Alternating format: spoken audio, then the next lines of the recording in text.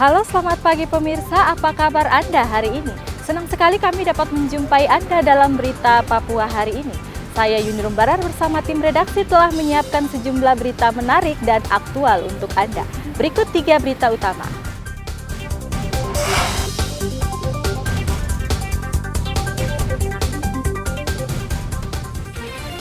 Perahu cepat dihantam gelombang tinggi di Kepulauan Yapen, 2 orang tewas.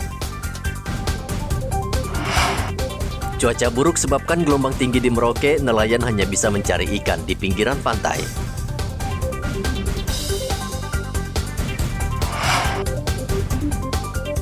Petani cabai gagal panen akibat cuaca buruk, harga cabai naik 100%.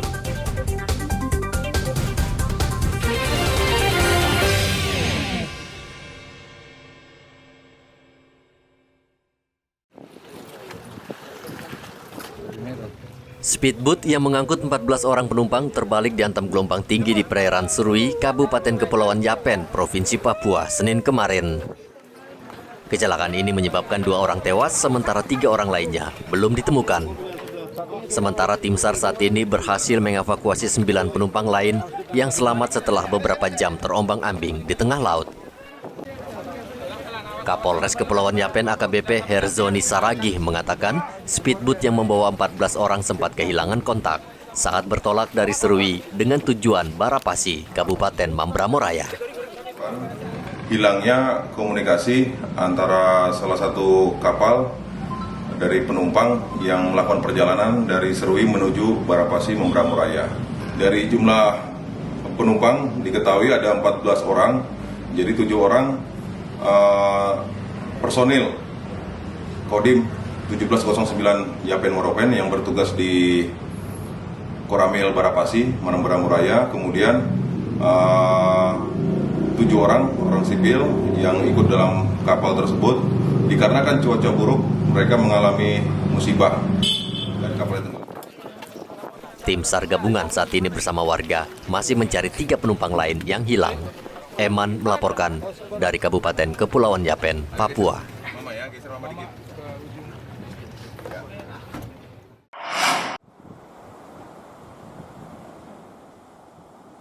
Hingga minggu kemarin cuaca buruk masih terus melanda perairan Arafura di kawasan selatan Papua. Nelayan hingga kini belum berani melaut untuk mencari ikan karena tinggi ombak mencapai 3 meter dan kecepatan angin mencapai 20 knot sehingga membahayakan nyawa mereka. Perahu milik nelayan sudah 2 minggu hanya tertambat di pinggir pantai karena pihak berwenang belum memberikan izin untuk mencari ikan. Saat air laut surut, kesempatan itu digunakan nelayan untuk mencari ikan di pinggir pantai. Namun hasilnya sangat sedikit, sehingga tidak cukup untuk makan sehari-hari. Ini udah berapa lama nggak mau cari ikan Bang ini?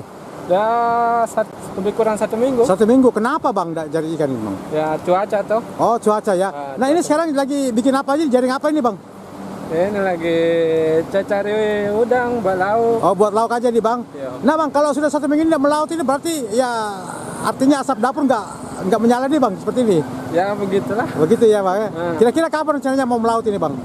Ya, nunggu ada izin dari ini toh. Oh, belum ini sampai belum ada izin ya? Iya. Nah, ini hampir semua nelayan sini Bang ya? Iya, ya. Setang itu kebanyakan nelayan. Nelayan Bang ya, ada berapa banyak, ada berapa ratus Bang di sini? Di kampung Nibinan Loka ini? Mungkin lebih 100. Lebih 100 ya? Ya, bisa dibilang ratusan. Oke.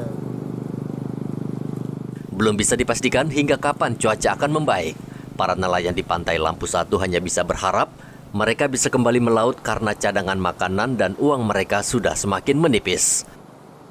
Sementara itu dampak dari cuaca buruk tidak terlihat dijualnya ikan laut di pasar. Kalaupun ada, harganya sangat mahal. Warga akhirnya memilih membeli ikan rawa, namun harganya mulai ikut naik.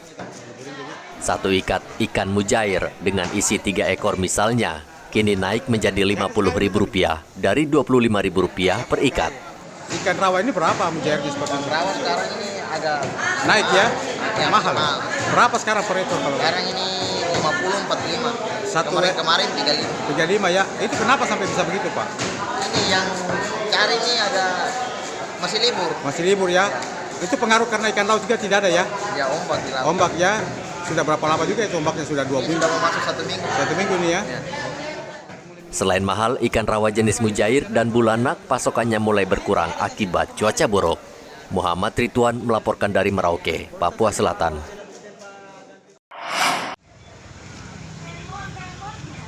Sementara itu, di Pasar Wamanggu Merauke, harga cabai di awal tahun 2023 selama 2 hari terakhir melonjak tinggi. Dampak cuaca buruk menyebabkan produksi cabai turun drastis karena tanaman cabai milik petani banyak yang rusak akibat terus diguyur hujan.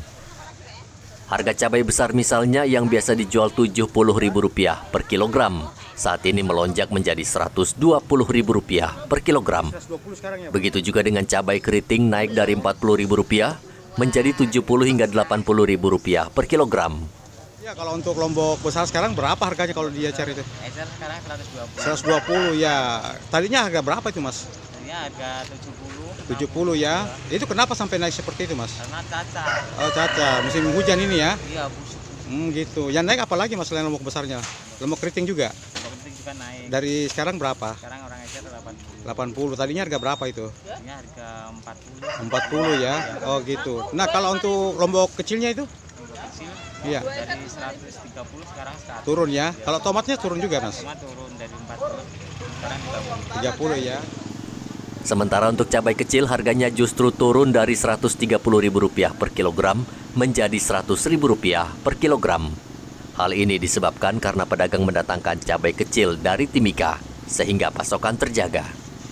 Sementara harga tomat turun dari harga Rp50.000 per kilogram menjadi Rp30.000 per kilogram. Cuaca buruk yang melanda kota Merauke selama sebulan terakhir tidak hanya berdampak terhadap pelayaran, akan tetapi juga terhadap produksi cabai dan kebutuhan pokok lainnya. Muhammad Ridwan melaporkan dari Merauke, Papua Selatan.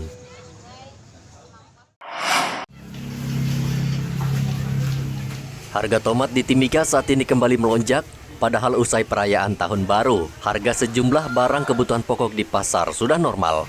Saat ini stok tomat di pasar Timika sangat sedikit, bahkan sebagian pedagang tidak menjual sama sekali. Selama ini tomat memang didatangkan dari luar Timika, yakni Manado dan Kabupaten Bula, Seram Timur. Menurut pedagang, harga tomat yang sebelumnya dijual Rp15.000 hingga Rp20.000 per kilogram, kini naik menjadi Rp40.000 per kilogram. Sementara harga cabai saat ini tidak mengalami kenaikan karena stok masih banyak. Untuk cabai rawit dijual Rp75.000 per kilogram. Cabai merah besar dan keriting dijual Rp70.000 per kilogram, sedangkan cabai hijau dijual Rp60.000 per kilogram. Ya, kekurangan nggak ada, jadi harganya mahal. Berapa buat kemarin itu? Sempat 80, Terus sekarang ini sekarang turun lagi. 75. Ya, 75. Iya, karena kemarin dibawa ke Argas apa? Oh, udah semua dibawa ke atas. Iya, hari dibawa ke Argas. Ini rata-rata lokal ya? Lokal yang sekarang ini. Baru 2 hari ini. Itu cabai besar, cabai merah besar, cabai keriting, cabai rawit. Iya. Kalau tomat lagi mahal. Karena Timika lagi kosong. Itu kemarin dari Manado ke dari mana? Lagi mahal kalau tomat. Kena berapa Budi sekarang 40.000 per kilo itu? Lagi nggak ada tomat. Timika kosong. Nggak ada. Petani nggak ada? Petani nggak ada. Mungkin biasanya kalau nggak ada kan udah rusak biasanya. Nggak ada kalau tomat. Kalau normalnya tomat biasa berapa? 40.000 sekarang. Kalau normalnya biasa berapa? Kalau lagi Biasa 25, 30, 25 lah normal biasanya. tapi sekarang lagi kosong ini 4. Nggak ada kosong. Nggak ada kalau tomat. Sudah berapa hari kekosongan tomat? Habis sebelum tahun baru kan udah mahal tomat. Tapi ini yang sekarang 40.000. Yang sejak tahun baru itu kemarin naik Tahun berapa? baru masih 35. Oh, ini naik langsung 40. 40.000 nggak ada kosong Sama sekali. Cuma berapa peti kemarin tuh turun dari kapal tuh. Bagi dapat satu orang, ada satu peti, ada yang nggak dapat, ada yang 2 peti bisa gitu. Itu datangkan dari mana? Manado kemarin. Bulat biasanya, tapi bulat lagi belum ada. Sebaliknya, bawang merah harganya justru turun. Bila sebelumnya per kilogram Rp70.000, kini turun menjadi Rp50.000 per kilogram. Dari Mimika, Papua Tengah, Igobat Momolin melaporkan.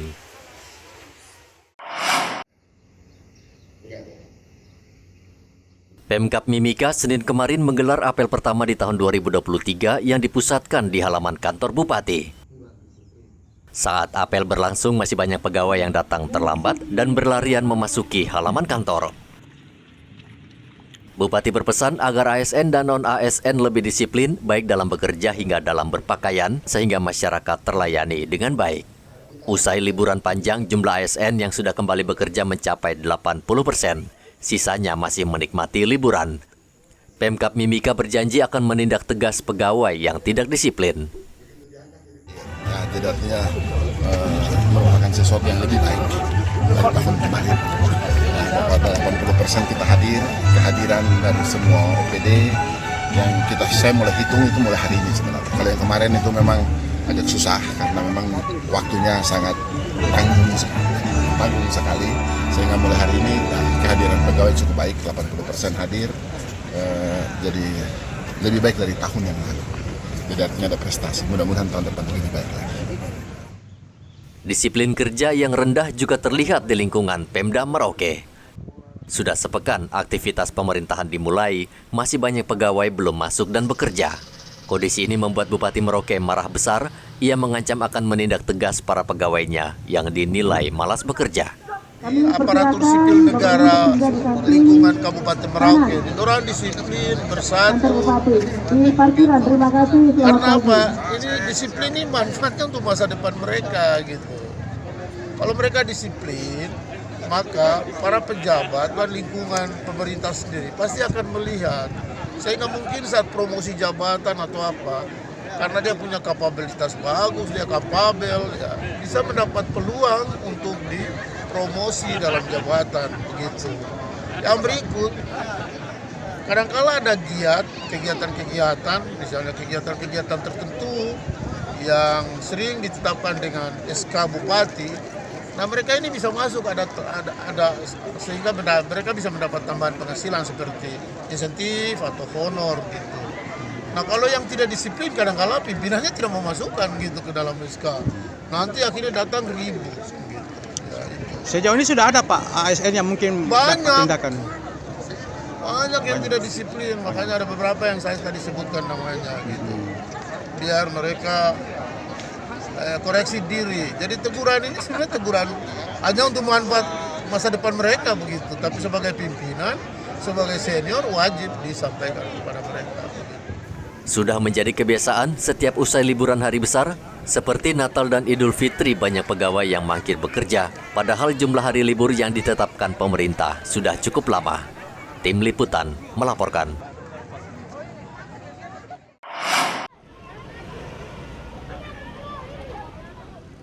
Kantor Perwakilan Bank Indonesia Provinsi Papua mengapresiasi pencabutan pemberlakuan pembatasan kegiatan masyarakat atau PPKM di Bumi Cendrawasih karena bisa kembali mendorong pertumbuhan ekonomi hingga 4% tahun ini. Selama diberlakukan PPKM, kegiatan ekonomi praktis melambat dan pertumbuhan ekonomi menurun tajam. Dengan dicabutnya PPKM, Bank Indonesia yakin akan berdampak positif bagi perekonomian di Bumi Cendrawasih. Kepala Perwakilan Bank Indonesia Papua Juli Budi Winantia mengatakan dengan pencabutan PPKM, mobilitas manusia akan meningkat dan akan diikuti peningkatan aktivitas ekonomi dan keuangan. Dengan PPKM itu mirip lah saya lihatnya ya. Jadi intinya konflik itu kan membatasi mobility, aktivitas orang terbatas gitu. Sedangkan PPKM itu aktivitas orang semakin meningkat sehingga aktivitas ekonominya meningkat gitu ya. Jadi ya kalau aktivitas ekonomi meningkat ya tentunya tadi sebenarnya sudah saya sampaikan juga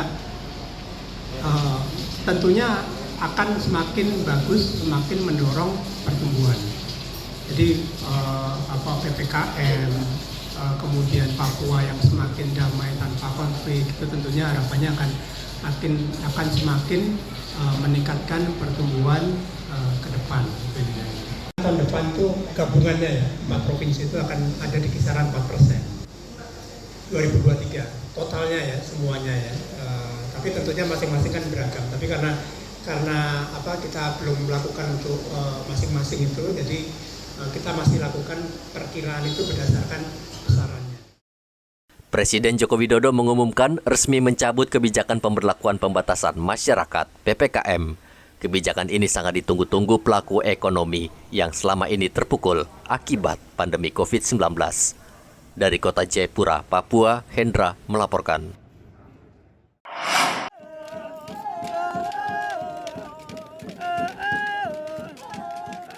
Kapolri bersama Panglima TNI meresmikan Makopolda Papua yang baru di Koya Tengah, Distrik Moratami, Kota Jayapura. Markas polisi ini dibangun di lahan seluas 4 hektar dengan biaya 206 miliar rupiah dan dikerjakan selama 600 hari. Kapolri berpesan dengan kehadiran Mapolda baru ini, kinerja personel Polda Papua diharapkan semakin meningkat, sehingga stabilitas Kamtipmas senantiasa terjaga dan berbagai program pemerintah untuk memajukan Papua dapat terlaksana dengan baik. Kapolri juga mengajak personel Polda Papua untuk bersinergi dengan TNI untuk menjaga kesatuan. Perlu dibangun di tempat yang strategis dan kita harapkan ini sejalan dengan apa yang menjadi kebijakan Bapak Presiden, bahwa tanah Papua harus maju seperti daerah-daerah lain di Indonesia. Dengan berdirinya Polda yang baru, di kanan kiri yang rutenya tadi kita lewati, kita harapkan juga muncul kegiatan aktivitas yang bisa mendorong ke pertumbuhan ekonomi baru untuk masyarakat Papua. Ini juga kami sampaikan bahwa Bapak Presiden, pemerintah pusat tentunya juga terus-menerus menggenjot program terkait dengan tanah Papua. Untuk pengisian personel akan dilakukan bertahap. Gedung Mapolda Papua yang lama telah berdiri sejak tahun 1963, sehingga sudah tidak layak sehingga dibangun gedung Mapolda yang baru. Dari Jayapura, Papua, Hendra melaporkan.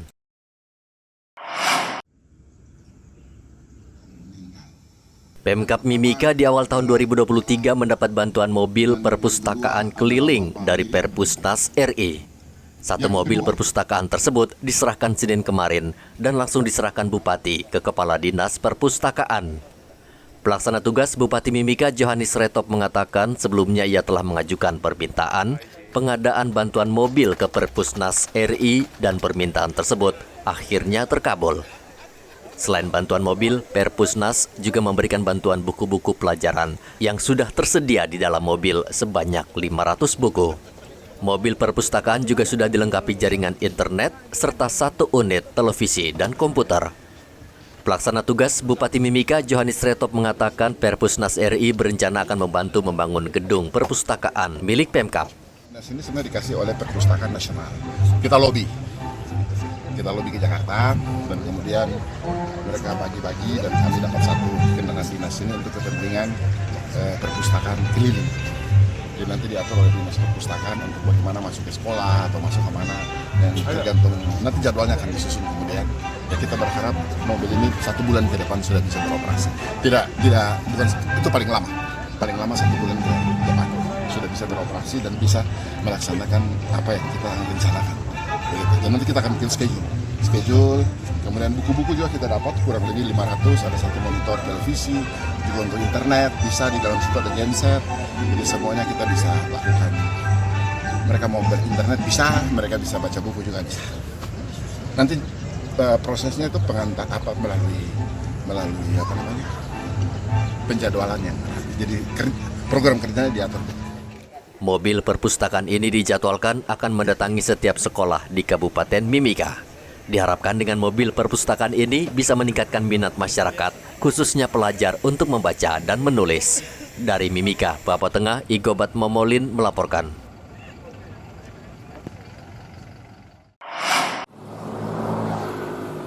Lapas kelas 2B Merauke kini tengah mempersiapkan pemindahan narapidana ke Bovendigul.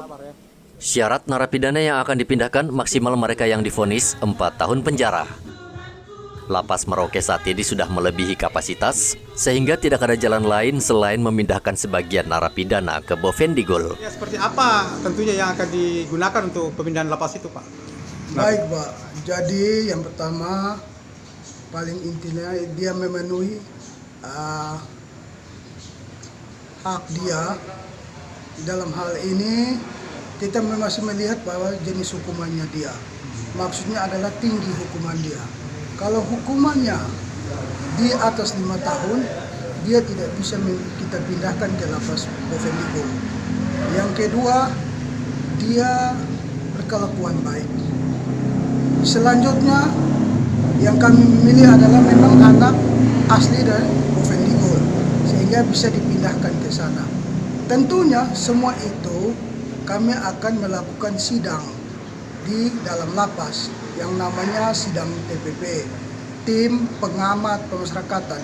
Tim inilah yang akan mengamati bagaimana warga binaan yang akan kami pindahkan ke Bovendigul.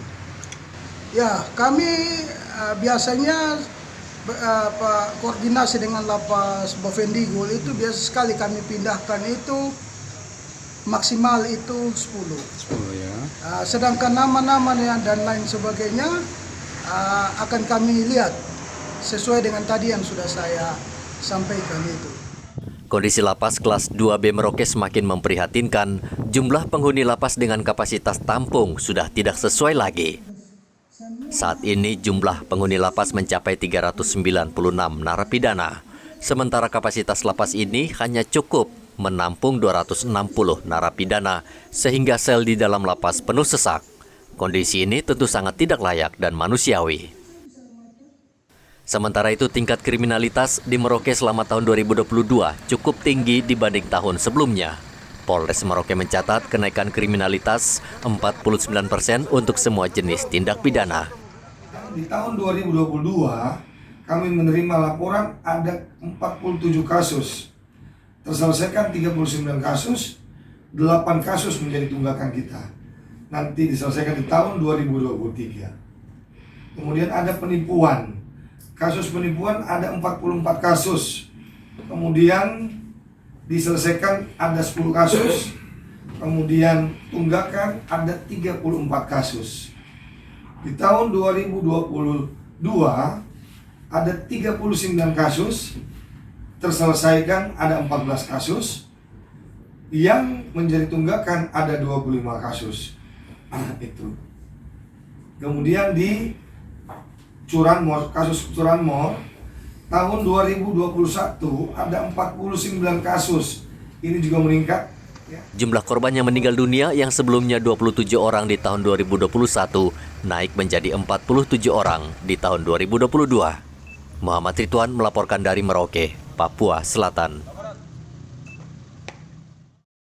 Informasi tadi sekaligus menutup jumpa kita dalam berita Papua hari ini. Saya Yuni Rumbarar beserta tim redaksi yang bertugas mengucapkan terima kasih atas perhatian Anda. Selamat pagi, sampai jumpa. Wanyambe.